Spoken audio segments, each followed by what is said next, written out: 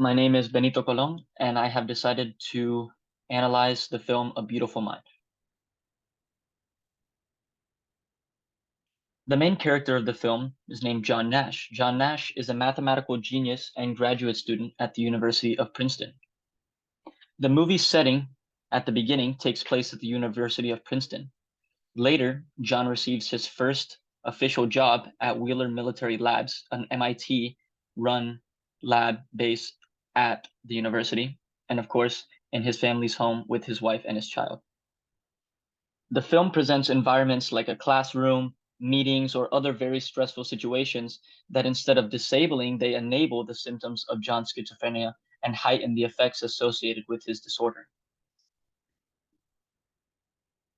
The disorder that John has been diagnosed with is schizophrenia. Schizophrenia is a severe mental disorder with symptoms that include hallucination, delusion, and disorganized behavior. In the US, schizophrenia is associated with stigmas that include being naturally violent, being sporadic, and having irregular behavior. Because of this, many people in America exclude schizophrenics from normal societal roles or ridicule their suffering because of this, making fun of them. The evidence provided within the film can be seen within a number of different scenes. The first scene depicts John arriving at his dormitory. Throughout the film, you notice that he is very, very quiet, so he asks for a single room at the university. As John arrives and is organizing the space, a colleague named John Harmon arrives.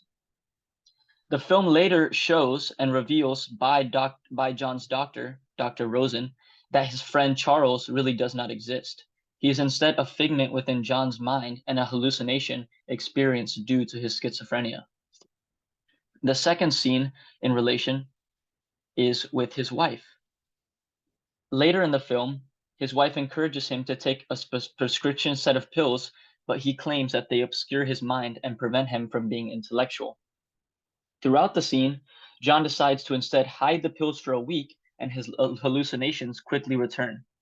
This time being the officer, Parcher, who is one of the main people that obscures his mind during the film.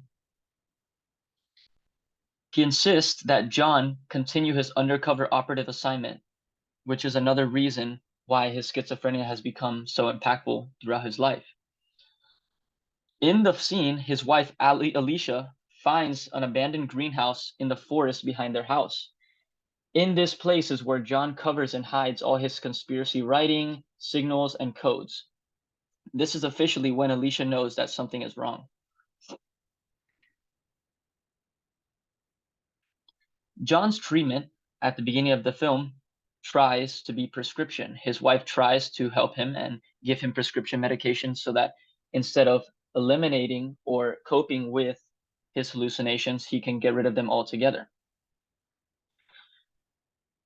I was hesitant to agree with this because throughout my research, I discovered that patients who suffer from schizophrenia and take prescribed medication have a life expectancy 25 years shorter than the average individual. So although it may not be the best option, it is effective. John instead learns to cope with his hallucinations rather than shutting them out. He consistently sees his hallucinations throughout the day, but instead tries to pay zero attention to them. By doing this, he learns to cope with his disorder. John can be seen more visibly happy, active, and healthy-minded because he is off the medication. Personally, I think the film does an excellent job at portraying the truth behind schizophrenia. It shows all the characteristics and symptoms associated with the mental disorder and provides an exhaustive amount of references throughout scene. Through movies like these, we are better able to understand individuals who suffer from schizophrenia and decrease the stigma associated with their disorder. In conclusion, I had no idea that individuals who suffer from schizophrenia are subject to such mentally strenuous conditions that ultimately obscure their perception of reality. Movies like these are made to show us how individuals of mental disorders act in society and how we personally can help them be normal functioning citizens with or without medication. Thank you.